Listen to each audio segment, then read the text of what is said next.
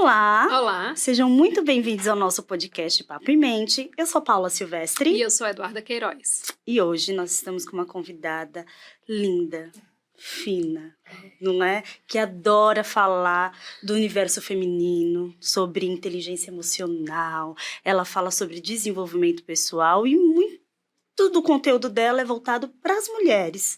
Eu tô falando da Melina Cavalcante. Olá, tudo bem, Melina? Tudo bom, tudo bem, Paula, tudo bem, Eduarda? Tudo Obrigada jóia. pelo convite de vocês. Estou muito feliz de estar aqui. É um prazer. É um né? prazer para nós. Seja muito bem-vinda. Fique à vontade, né? Obrigada. E vamos falar de quê? Dos pilares da inteligência emocional, né? Então, ela está aqui para falar com a gente sobre isso, contar um pouquinho de sua vida, né? O que é que trouxe, né, essa maturidade, né, para nos ensinar, né? Porque nós temos sempre o que ensinar uns aos outros com as nossas experiências, com as nossas vivências. Então, vamos escutar um pouquinho dela, né? Com a troca, não é É. isso? Essa troca. É verdade. Só pra vocês entenderem quem é a Melina, né? Ela é formada em Direito, tem especialização em inteligência emocional, em psicopedagogia, Isso. é isso? Psicopedagogia e inteligência emocional. Exatamente. Então, e agora também tá fazendo psicologia, então ela tem muito a contribuir com a gente, né? Com certeza. Então, por favor, a mesa é sua e sinta-se à vontade. Olá, obrigada. Então, inteligência emocional é um conjunto de habilidades, de capacidades a serem desenvolvidas, né? O próprio Daniel Goleman, brilhantemente, trouxe os 5 pilares da inteligência emocional, onde ele vai trazer autoconhecimento, autorregulação, né, que é a gestão das emoções, empatia, as relações interpessoais e a automotivação. Mas o que eu tento trazer para esse mundo da inteligência emocional, que é muito levado para o mundo corporativo também, organizacional, né? Que traz a inteligência emocional com a finalidade de produzir mais, de ser mais proativo, de gerar resultados, né? Mas como a gente vai falar de uma inteligência emocional ali contextualizada no mundo do mercado, com que ferramentas, quais ferramentas eu vou desenvolver se eu nem desenvolvi as minhas individuais? Para estar nesse mercado aí ativo, atuando e produzindo resultado. Então, assim, com quais ferramentas eu vou desenvolver a minha empatia pelo outro? Que bagagem é essa? Então, eu busco esse meu desenvolvimento e cresci, né, ao longo dos últimos anos desenvolvendo nesse processo de inteligência emocional a partir da minha vivência. Do que eu vivi, das dores que eu sofri. E assim eu venho me transformando e venho aguçando, talvez, né? E aprimorando esses pilares de acordo também com aquilo que eu enxergo do que me acontece, do sentido que eu dou ao que me acontece. Então, é por aí, é o caminho que eu procuro trilhar. Inclusive, nas minhas redes sociais, eu procuro levar a inteligência emocional para as mulheres, mas muito com base na minha vivência, na minha experiência, na minha singularidade. É uma aplicação prática, né? Ela pega toda a teoria e coloca ali na prática. Isso. Então, dá um exemplo pra gente. O que aconteceu, assim, de tão marcante que foi a sua primeira experiência que você atrelou à inteligência emocional e conseguiu desenvolver? Ou começar a desenvolver, né? Certo. Existem marcos, né, que são transformadores na minha vida, né? Que eu posso citar já na minha vida adulta, né, uma jovem adulta, acho que primeiro, aos 23 anos, o divórcio dos meus pais, que mesmo já sendo adulta, mas foi muito marcante, né? Essa dissolução familiar foi muito forte. Foi o mesmo ano em que eu me formei em Direito, então eu estava sendo lançada ao mercado, quando você não sabe muito bem o que vai fazer da vida, e uma família que estava se desfazendo ali, foi um marco. Depois eu casei, né? Passaram-se os anos, eu me casei. E no primeiro ano de casado, ainda em lua de mel, 6 meses de casado, eu engravidei. E para nossa surpresa, sem nenhum tipo de tratamento, eu estava grávida de trigêmeos, né? Descobrimos na primeira ultrassom. Que foi uma gestação de alto risco, onde eu passei praticamente 5 meses deitada, né? Na cama. E mesmo com todos os cuidados necessários, eu cheguei ao momento do parto, onde os bebês nasceram, mas devido à prematuridade, eles não resistiram e faleceram os 3. Foi o segundo momento de grande dor, sofrimento e aprendizado em minha vida, né? Logo depois, eu consegui, né, formar minha família, vieram minhas 2 filhas. E quando a minha filha mais nova estava com 8 meses, eu sofri um AVC. Assim, acordando de manhã, me espreguiçando, numa segunda-feira. E eu sofri esse AVC. Foi um outro ponto muito importante na minha vida. Logo depois desse processo, eu entrei na terapia. A terapia foi fundamental, inclusive para eu trabalhar esses pontos, né, que já aconteceram, que tinham acontecido. Eu consegui elaborar melhor aquilo que eu tinha vivido. Nesse processo terapêutico, eu comecei a me interessar cada vez mais por esse mundo, a entender pelo mundo, né, da mente humana, da nossa subjetividade, e entender que aquilo ali já me interessava há muito tempo, desde quando eu fazia direito, desde sempre. Entender o comportamento humano, a mente humana sempre me interessou. Então, a partir daí, fazer a terapia, descobrir que tenho TDAH, que sou TDAH hiperativa também foi um outro marco, porque o diagnóstico, ele pode ser uma sentença, né? Ao mesmo tempo que você diz, ufa, tudo fez sentido agora eu estou entendendo, você também pode ficar, e agora o que eu vou fazer com isso? Como eu vou lidar? Como eu vou conseguir prosperar? Então, foi um outro grande marco. E tudo isso também me levou a entrar no curso de psicologia, né? Eu fiz o caminho inverso, primeiro eu fiz a pós, para depois entrar na graduação, mas o interesse pela graduação pela pós me levou à graduação, e estou lá desenvolvendo um propósito que foi aprendido, que foi encontrado a partir de todas essas experiências, né? O Viktor Frankl, ele fala que sentido de vida, propósito, não se cria, não se inventa, se acha. E eu achei o meu sentido, a minha automotivação, que desenvolveu a minha empatia pelo outro, pelas mulheres, por suas vivências, através das minhas experiências, que vieram, sim, da dor e do sofrimento, e que pode vir, sim, faz parte, né?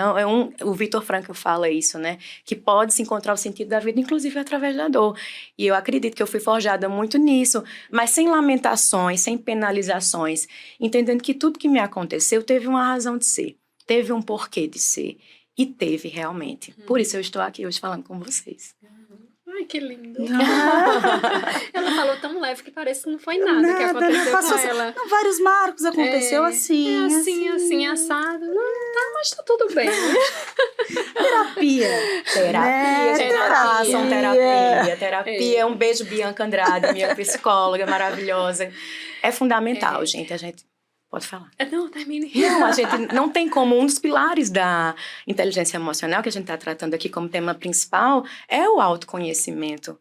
É a autogestão, né? A gestão de emoções, autogestão emocional, autorregulação emocional. Como você vai se conhecer? Como você vai, a partir do seu autoconhecimento, se regular emocionalmente, se você nem se conhece?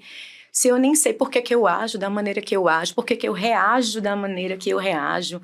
Então, é fundamental, né? E nada como um profissional, né, da área para te trazer, para te segurar pela mão e te levar por esse caminho. E o resultado, a gente tá vendo esse resultado agora, mas com certeza, durante os processos, você não estava tranquila assim, não, né? Não, o sofrimento, havia sofrimento. E como é que você lidava com esse sofrimento, né? Sim.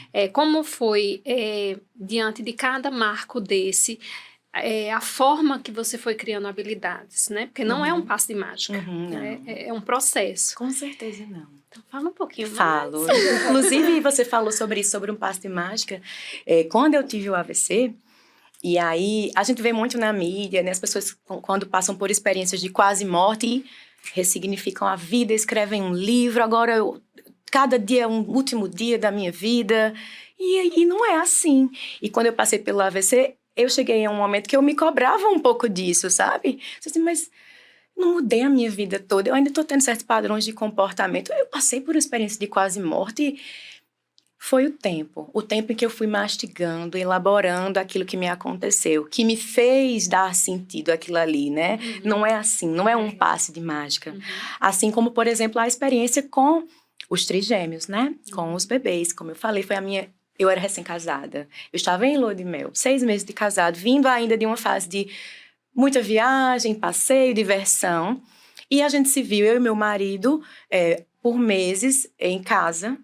Eu deitada numa cama, como eu falei, eu urinando num aparador, emagrecendo, porque os músculos iam atrofiando, sem poder me levantar, numa expectativa de que essa gestação vingasse, de que desse certo. Então, fortaleceu a nossa união, o nosso relacionamento infinitamente. Somos um outro casal depois desse processo, né? Então, a gente se tornou ainda mais unido, ainda mais parceiro. Foi um processo de espera, de expectativa, onde sonhos foram alimentados, não é? Eu sou muito ansiosa, sou muito hiperativa. Então, Quando eu estava com uns 4 meses de gestação, eu já sabia que seria uma gestação que não ia até os 9 meses, por natureza, muito dificilmente, né? Um trigêmeo lá chega aos 9 meses. Eu já estava com o quarto todo pronto, 3 berços, todo decorado. Já estava com o enxoval comprado. Eram 2 meninas e um menino. Com o enxoval todo comprado. Então, eu já estava me antecipando, até porque eu não podia andar, né? Então, era tudo virtual, compras online. E quando eu entrei em trabalho de parto e que a gente chegou no hospital, eu fui a Recife, porque era um hospital, uma UTI de referência neonatal, que ia poder acolher melhor esses bebês. E que eu cheguei lá, eu já estava com 9 de dilatação. Então, a obstetra foi muito clara e disse assim, Melina, agora a preocupação é você. Porque você está exposta a infecções, você está em risco, a sua saúde está em risco. Então, a gente vai te monitorar, mas qualquer eventualidade que ponha você em risco, a gente interrompe.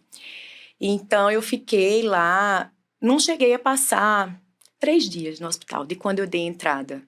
Foi controlado, estabilizado as contrações, para que não evoluíssem mais. E eu fiquei sob medicação e cuidados, mas não passou mais do que 3 dias, eu acredito. E eu voltei a entrar nesse trabalho de parto que não tinha mais volta, né? E foi um processo de... a perda de um filho, as pessoas falam, né? Claro que é uma dor que não dá para descrever, né? Mas foi um processo de entender para além da dor do filho. Como é que eu posso lhe dizer? Entender o que é que essa experiência em si está trazendo para a gente. Como um todo, né? Desde o início, desde o repouso, desde tudo que a gente foi vivendo. Então, eu passei pelo parto, que foi um parto normal. Então, nasceram, um parto normal trigemelar, nasce um de cada vez. Você faz força, nasce um. Faz força, nasce o outro.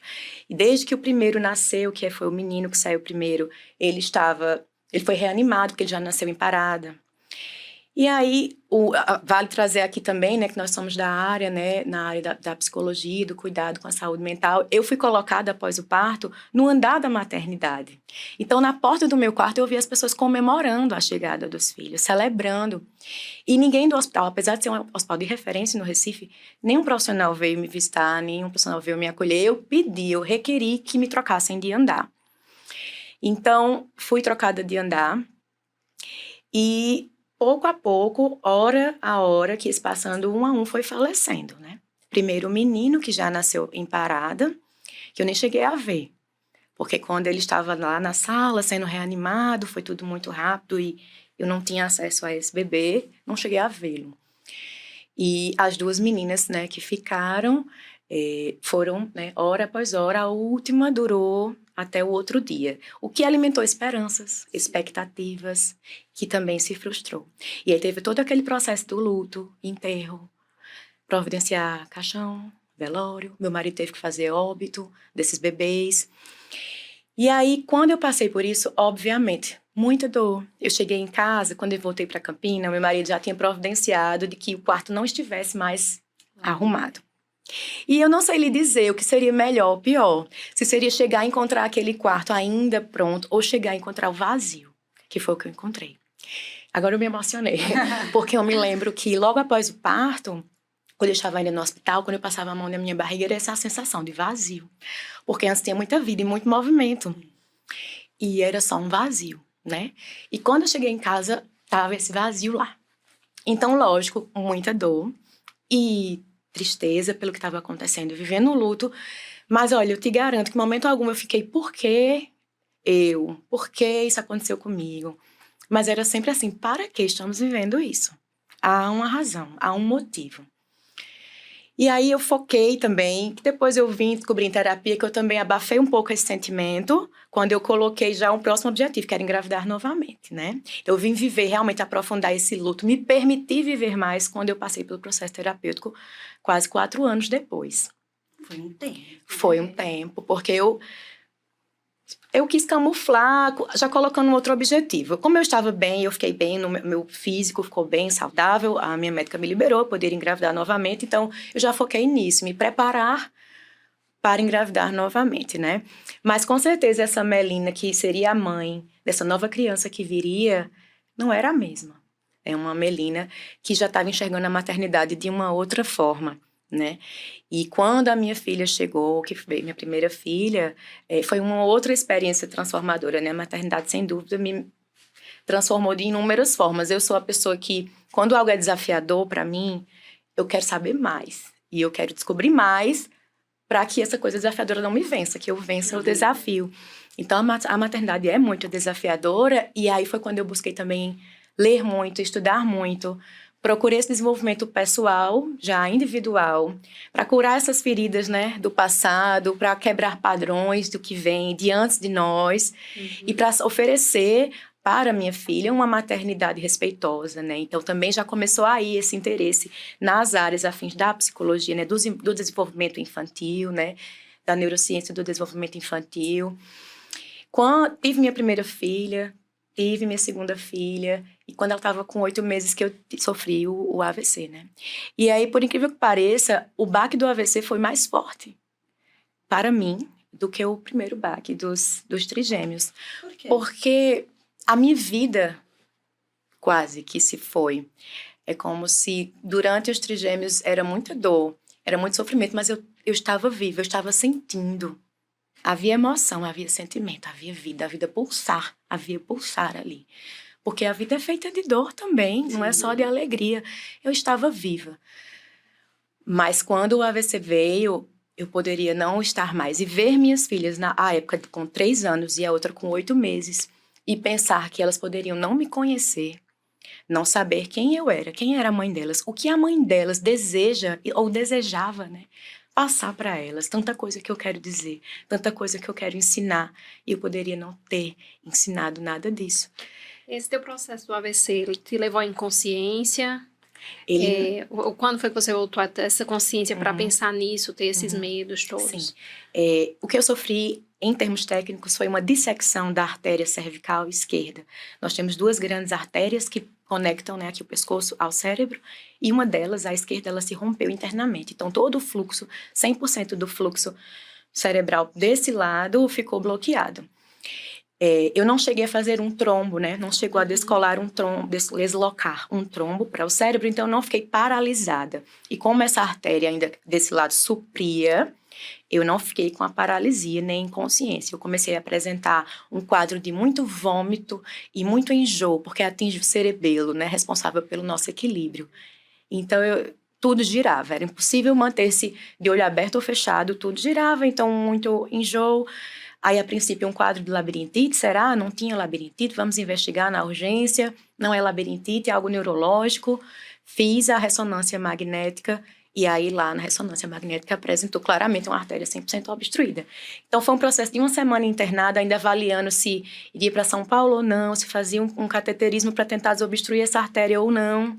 Mas esse movimento aí sim poderia deslocar esse trombo.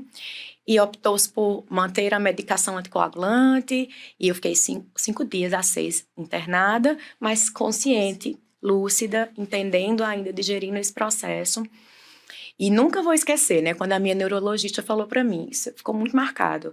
Melina, você teve muita sorte, porque esse cenário costuma ser catastrófico. Então, mais uma vez, eu tô aqui de novo me colocando num lugar que foi de dor, que foi de sofrimento, que eu vi meu marido desesperado, mesmo sendo profissional da área de saúde, ou talvez até por isso, entendendo muito mais a complexidade da coisa, me colocando, bom, para quê? Para que eu estou aqui? Por que isso está me acontecendo? Porque há de ter um motivo, né? Então, diante do que foi me acontecendo, eu fui aprimorando, acho que esse olhar sobre mim mesma, sobre quais são os meus valores e prioridades, que isso é muito importante, né? Eu definir o que é que me move, o que é inegociável, o que para mim é primordial. Aí volto, né, ao processo terapêutico que me conduziu nisso aí e que não foi fácil. A gente sabe que a terapia não é uma conversinha ali de amigas ou amigos. É confronto, né? Autoconhecimento. Sim, foi um processo no qual eu aprofundei, eu sou muito intensa, eu aprofundei, não era 1 horinha uma vez por semana. Eu levava aquilo ali, eu passava a semana elaborando aquilo, e eu já voltava com novas questões elaboradas para ela, e ela dizia, Melina, você já voltou com tudo? Claro. Eu me joguei, então foi muito intenso e muito doloroso também, porque você se revê de tantas formas. Você revê a Mexer sua naquilo história. que você colocou camuflou, né? Camuflou, Aí você teve tira. que cutucar, Não, né? para mim impressiona a fala dela quando disse eu vivi o luto na terapia 4 anos depois. As pessoas pensam, porque passaram bem por alguma situação na vida, uma situação difícil, a pessoa, não, eu não senti muita coisa, acha que tá livre daquilo. Não tá, ela tá guardadinha ali, precisa ser trabalhada. Né? Totalmente, totalmente. E a gente foge às vezes, né? É, Foge. Eu não quero fuga, sentir. Eu fugi focando na próxima gestação. Uhum. Agora eu não quero sentir isso, não. Agora eu vou pensar no que vem por aí, né? Uhum. Então, assim, eu passei por um processo terapêutico também que foi combinado com pandemia, porque eu tive o AVC em dezembro de 2019. Dezembro. Em março de 2020 parou tudo. Então, eu ainda estava ali naquele processo de entendendo, voltando à realidade, o que é que eu vou fazer. Tinha dado a pausa na vida profissional, né? Eu advoguei 5 anos, mas desde a época dos trigêmeos eu parei, porque eu precisei fazer o repouso, né? E não voltei porque já não fazia mais sentido. Foi um marco na minha história também, nos rumos que eu daria à minha história. E aí, o AVC pandemia. Vivi a terapia na pandemia, então foi muita coisa para lidar. Foi o processo terapêutico que por si só não é fácil. Eu acredito que não foi diagnosticado, mas hoje, com o meu entendimento, eu vejo que eu entrei num processo depressivo durante a terapia, porque relações familiares foram revistas, todas essas dores foram trabalhadas. O próprio, como eu falei, diagnóstico do TDAH também, que é mais algo a ser elaborado, a lidar, né?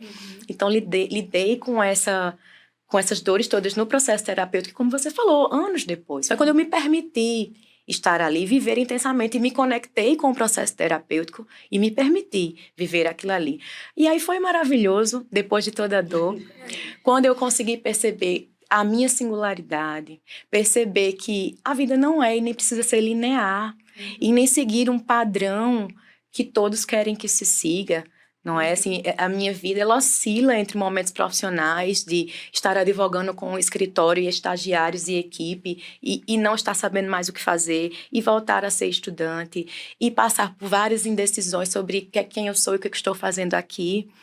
Então, a vida não precisa ser linear, como a gente falou no início. Eu fiz o caminho inverso. Primeiro eu fiz a pós, para depois eu entrar numa graduação que envolvesse a área de psicologia, né? Que eu fiz a pós em psico. Então, quando eu fui entendendo a minha particularidade enquanto pessoa nesse mundo, e eu gosto muito de falar, assim, quando eu converso, da gente entender o que a gente é, para além dos rótulos, né? Dos papéis sociais. Quando eu fui buscando entender o que eu sou, além de ser mãe, de ser esposa, de ser filha, de ser advogada, de ser estudante. E quando tira tudo isso, quem eu sou? O que é que eu estou fazendo aqui? Qual é a minha essência? E qual é o meu propósito? Até estava escrevendo esse dia sobre isso. Um objetivo de vida pessoal é algo muito pessoal, é uma meta. Eu quero passar no curso de medicina, eu tenho um objetivo, eu tenho uma meta a ser alcançada. Um propósito é algo maior. É quando eu pretendo alcançar mais pessoas, dando sentido à minha vida, né? Aí eu quero fazer medicina porque eu desejo salvar as pessoas de tal doença, um exemplo, né? Então, esse processo todo me levou ao entendimento de que eu estou aqui como uma força transformadora, que todos somos. Energia transformadora, a gente está aqui para transformar, independente se é uma mãe, se é uma psicóloga, se é uma comerciante, se é uma professora, a gente está transformando o tempo inteiro. Então, foi isso que eu entendi, eu sou uma força transformadora. E a maternidade veio também muito forte, aí, muito pulsante, porque uma transformação de gerações, né? Eu estou aqui para transformar gerações, essa minha conexão com mulheres também é muito forte. Eu sou mãe de 2 mulheres e eu tenho certeza que não é à toa que eu sou mãe de 2 mulheres, que elas me reinventam a todo momento para que eu me torne uma mulher mais forte, mais consciente de mim mesma, para torná-las mulheres fortes e conscientes de si, do seu lugar social, né? Que se conheçam, que tenham inteligência emocional para saber lidar com a vida, que não é fácil. Então, assim, todo esse processo me levou, inclusive, ao momento onde eu estou hoje, vivendo esse propósito de me conhecer, de descobrir pela dor o meu sentido e o meu propósito de vida, de desenvolver empatia, em especial pelas mulheres, de ver uma mãe recém-parida e saber ou ao menos imaginar um pouco do que ela está passando, de entender o papel dessa mulher na sociedade, o quanto nós ainda, né, sofremos certas limitações só pelo fato de sermos mulher. Quando eu aprendo a regular minhas emoções, por exemplo, diante da minha filha, sim, e eu entendo que diz muito mais sobre mim do que sobre elas, e eu aprendo a me regular. Quando eu me motivo a estar dia após dia querendo me aprimorar, para passar, para transmitir algo que faça sentido para alguém, que cumpra esse propósito, né? Que deixe de ser só individual e que vá além. E tem sido muito positivo o retorno, tem sido muito emocionante. Eu acredito que vocês, trabalhando também com o podcast, devem ter também esse tipo de retorno de o quanto a gente toca. E esse tocar, ele diz respeito à humanidade, a nossa humanidade que se conecta à humanidade do outro, a gente se reconhece. A gente se reconhece na nossa humanidade e a gente vê, não estou sozinho. O outro passa pelas mesmas dores que eu. Ou, poxa, eu aprendi com essa pessoa, com uma fala, com um gesto. Então, essa troca tem sido muito enriquecedora. E aí a gente traz tudo isso para se ampliar. E aí a gente vai desenvolvendo essas habilidades de acordo com o olhar que você lança. E para lançar esse olhar, eu repito, é preciso ferramenta, é preciso bagagem, né? Então, é importante o processo terapêutico, sim. É importante essa autossensibilização de se olhar, de se perceber, de se reconhecer, para que só assim eu consiga pôr sentido nisso, enxergar para além do problema, do que está me acontecendo nesse momento, né? Eu acho interessante tudo isso que você está falando, e de todo o seu processo, você falou uma coisa muito importante, eu me permiti. Né? Não adianta a pessoa falar assim, não, eu vou pra terapia, não sei o que, mas fechada, né? Não querendo e não quero mexer. Não adianta. A gente precisa se permitir, porque a transformação vem, a evolução vem, o desenvolvimento, ele vem a partir do momento que eu me permito a fazer, né? Talvez se você tivesse há 4 anos atrás, né, entrado num processo terapêutico, não teria sido da mesma forma. Não seria. Né, porque você ainda estaria muito fechada e tal, e com outras metas, focar em outra coisa. 4 anos depois você se permitiu e tudo começou a desenvolver. Doloroso, sim. Doloroso, sim. Né?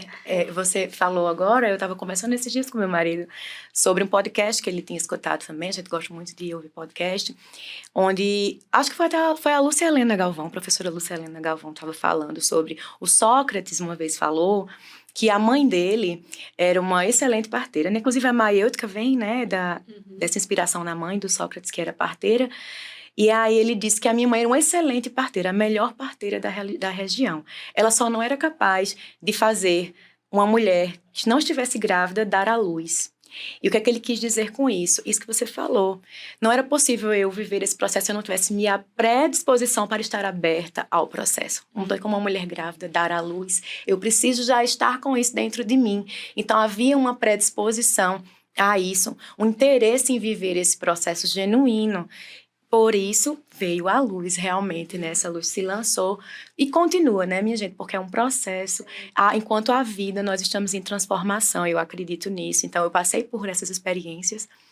Não espero passar por experiências tão fortes, por favor, assim de novo, mas ciente de que essa é a vida, do que ela se constitui, né? Não dá para ser feliz o tempo inteiro. O que é ser feliz o tempo inteiro? O que é a felicidade? Isso que eu ia falar agora, o que é a felicidade? Hoje eu me sinto tão grata e tão feliz pela vida que eu levo, e não são por grandes conquistas pessoais, profissionais, materiais, é pelos detalhes que a gente estava falando. Coisas simples, né? Pelo pouco, que não é pouco, né? Pelo o que parece ser pouco. Por ver minhas filhas se desenvolvendo, pela relação respeitosa de parceria que eu tenho com o meu marido, por poder fazer o que eu faço. Então, são coisas que não se compra, né, como a gente fala, né, no clichê, mas eu me sinto muito feliz e grata. Isso me traz essa felicidade diante dos problemas diários que existem, que todo mundo vai ter. E como você vai lidar com isso, a forma como você se comporta diante dos problemas, é que vai fazer a diferença. E não que eu esteja 100% livre de repente, não ser assertiva no momento que eu poderia ter sido. Não é que a gente está falando aqui de não errar, mas de sempre tentar ter, pelo menos, essa consciência de que, opa, peraí, mas então vamos ver onde é que amanhã eu já posso tentar não fazer dessa forma, ou que eu posso conduzir de forma diferente. Então, acho que esse é o que eu vou tentando fazer e é o que eu busco, sempre trazendo essa minha experiência pessoal, das coisas que eu vivi, da forma como eu enxergo o mundo, para me conectar com as pessoas e é na troca que a gente cresce, né? E muitas pessoas procuram a felicidade em algo, em coisas grandes, né? Não é. E o ordinário, né? A gente tá atento ao ordinário com os nossos, já é riquíssimo. Nossa. A gente só precisa estar atento a cada Esse olhar momento. sensível. A gente fez lá em casa, agora, recentemente, fizemos o potinho da gratidão, né? E aí a gente coloca, eu mostrei para as minhas filhas, para meu marido, todo mundo vai fazer, pai, mãe, filha, todo mundo. Para colocar o potinho da gratidão e colocar o papelzinho e jogar lá no potinho. E aí é muito lindo esse exercício para a gente, né? Para nós adultos e para as crianças, porque já teve... Sou grata pelo lanche da escola de hoje. Sou grata por ver a lua com a minha família, porque no dia da lua cheia a gente sentou na varanda e ficou só olhando a lua e a minha filha foi grata por isso. E são esses valores que eu quero passar para as minhas filhas e que quando eu vejo que eu estou conseguindo ali, gratidão é felicidade, que não tem preço, é ver a integridade delas, a empatia que elas têm pelos colegas, pelos pais, por nós. Então, isso aí não tem, né? Não há que se comparar com nada a mais, nada além. E assim, você vê como eles vão crescendo e se você não criar essa prática, né, vai se perdendo, né? Eu tenho lá em casa 3 faixas etárias diferentes, né? E eu tenho também o potinho da gratidão. Só que quem coloca sou eu e a minha caçulinha. Os outros não estão nem aí. Mas aí a gente bota, mamãe, por que ninguém bota? Eu fiz, vamos lá dizer, tem alguma coisa para agradecer? Anota aí, porque a gente abre no dia de ação de graças, né? Uma vez no ano. Mas, assim, tem um ou outro perdido deles. Mas ela, se deixar, ela bota todo dia várias vezes. Mas como é importante, né? E você praticar isso. Porque eu não fazia isso com meus outros. Não que isso esteja reverberando agora, né? Não, mas...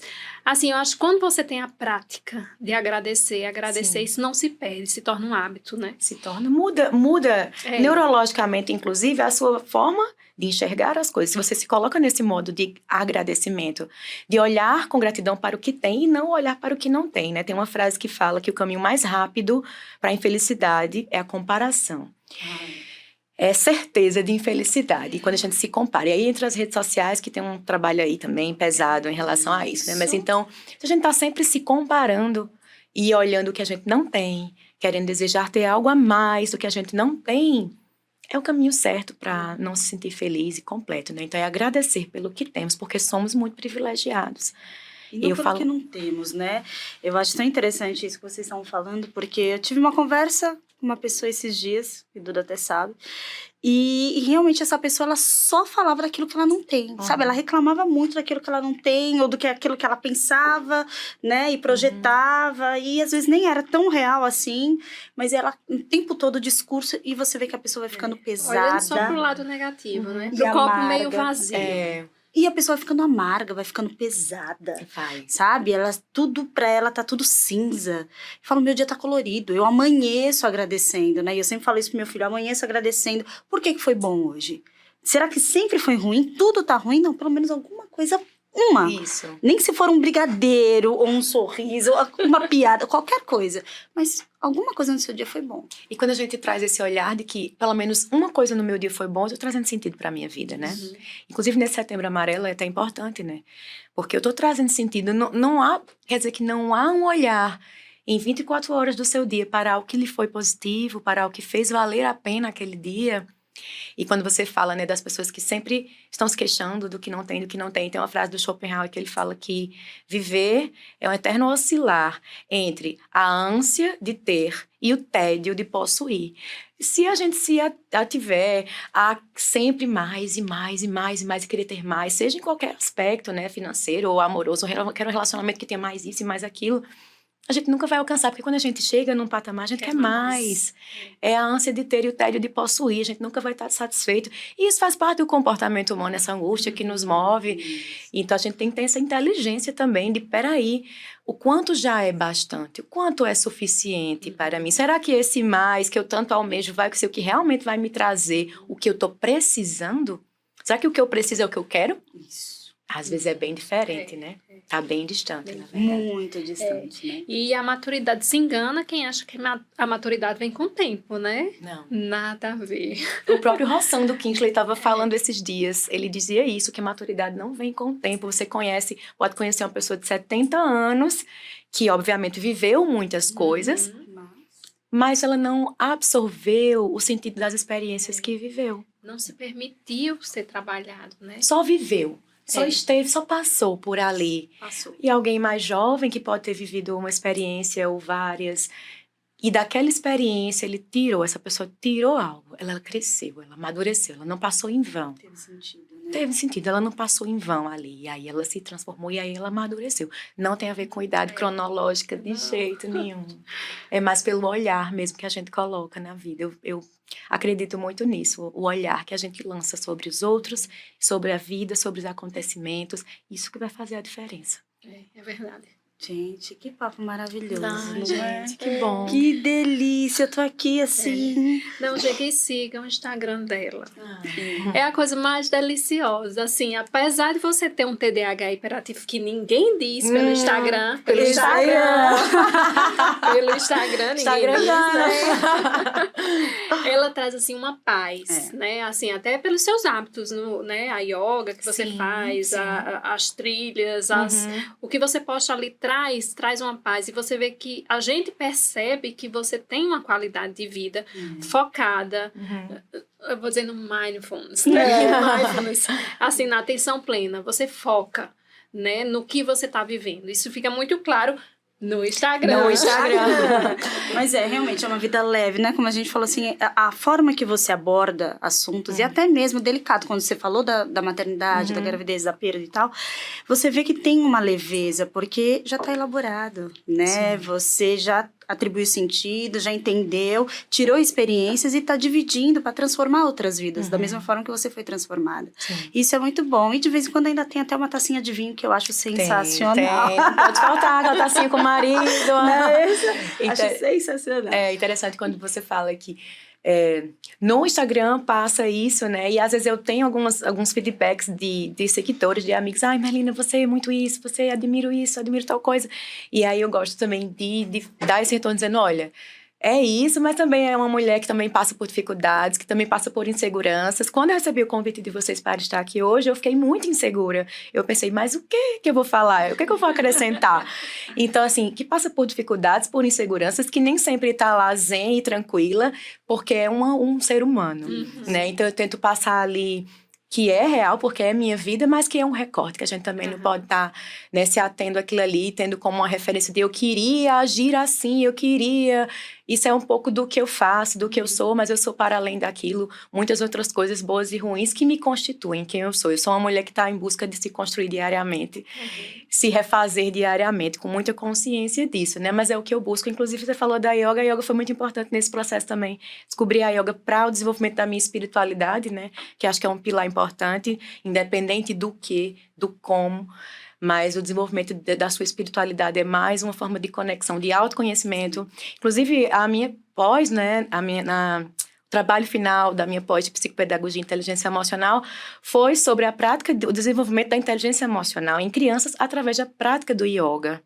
Porque traz uma autopercepção do corpo, né, um acalmamento da mente, das respirações, e a partir daí esse processo de autoconhecimento desde a infância vai conseguir, no futuro, me ajudar no processo de desenvolvimento das habilidades da inteligência emocional, o desenvolvimento da inteligência emocional. Como você mencionou a yoga, eu não poderia deixar de falar, porque é uma parte muito importante da minha vida também. Que massa. Top, né? Top. Tô até mais leve, assim. Tô assim. Que bom, porque eu cheguei tão nervosa, mas tão legal, assim, fluiu tão bacana o nosso papo, né? Vocês são maravilhosos também, transmitem muita tranquilidade. Então, que bom, espero poder somar de alguma forma algo positivo, né? Aqui no trabalho de vocês e para as pessoas que estão ouvindo, é o meu desejo. Somar algo positivo na vida das pessoas. Com certeza. Com certeza, né? Bom, então, olha, siga a Melina nas redes sociais, é Melina Cavalcante. Melina_Cavalcante. Isso, siga lá. Vai lá falar, olha, vi seu podcast, gostei e tal. Manda para outras pessoas que têm uma história de vida ou está passando por algum problema delicado, né? Ou semelhante. E fala que vai passar. E a gente precisa ter paciência e ter ferramentas e bagagem para tudo isso, não Ou é? não, pode nem ter passado por coisas muito fortes, né? Mas a inteligência emocional não precisa você passar por coisas fortes para adquirir habilidades, né? É importante para a vida. É verdade. Então, se você gostou desse papo, obrigada, Melina. Eu que Né? agradeço. Antes de encerrar, Muito obrigada. obrigada a vocês. Obrigada pelo convite, pela oportunidade de poder falar mais um pouquinho e ampliar a quem ouve, né? Os ouvidos que me ouvem. Obrigada. Foi maravilhoso, né? Então, se você gostou, compartilha, curte, nos sigam nas redes sociais, no YouTube, no Instagram. Ativa o sininho. Ativa o sininho, no Deezer, no Spotify, né, Estevão? É, no Spotify, no Deezer, ele sabe por quê. Não é? Porque nós somos diferentes. Mas o papo é em mente. É isso aí. Tchau, tchau. Tchau, tchau. Tchau, tchau.